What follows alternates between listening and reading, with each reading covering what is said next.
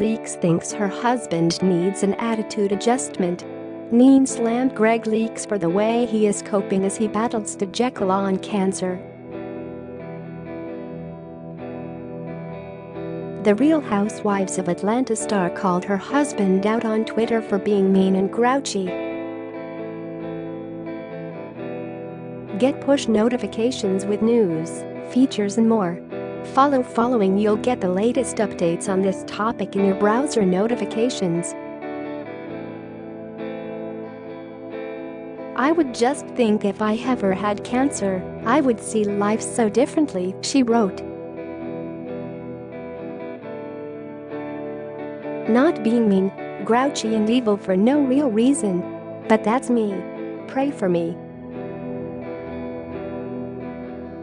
In a second tweet, she told her 1.93 million followers that the situation is more complicated than it appears. I'm always the bad guy, so I'll take that if you only knew, she wrote.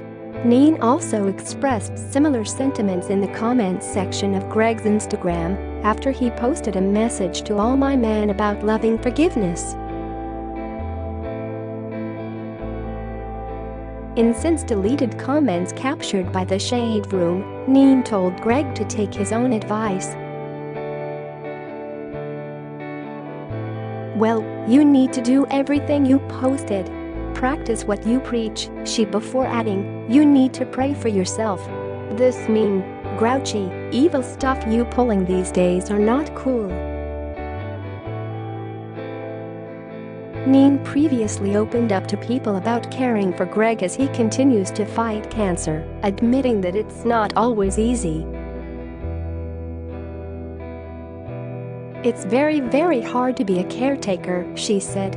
People call and they say, how's Gregg doing? And I want to throw the phone and say, how the F am I doing? I'm going crazy over here, Gregg is wearing me out. I am not good at this as I would rather hire somebody. Gregg doesn't want me to hire somebody, but I'm just not good. I'm not good at fluffing the pillow. I'm good at buying the pillow. Mostly, she said his illness has caused a bit of a divide in their marriage. He's changed as a person, his attitude changed, she said. I feel like that day I lost my husband. Our whole dynamic changed. Sometimes I forget that he's sick, and I need to remind myself, because he's so on the edge. He's not nice, but he can't help it. It's reminded her of when they separated back in 2010 and divorced the following year, ending a then 14-year marriage. They would remarry in June 2013.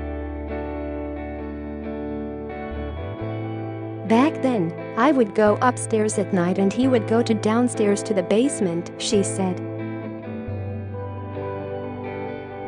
Now, he goes to the guest room on the main floor. We don't sleep in the same bed. We'll try to lay in bed together for a couple of hours, but he freaks out if we sleep in the same bed. He's like, I don't want to give you anything. It's been very tough and very lonely, she continued. You know how many nights I've been up there crying? I've really cried in my room because I was so used to him being there. We've been together over 21 years.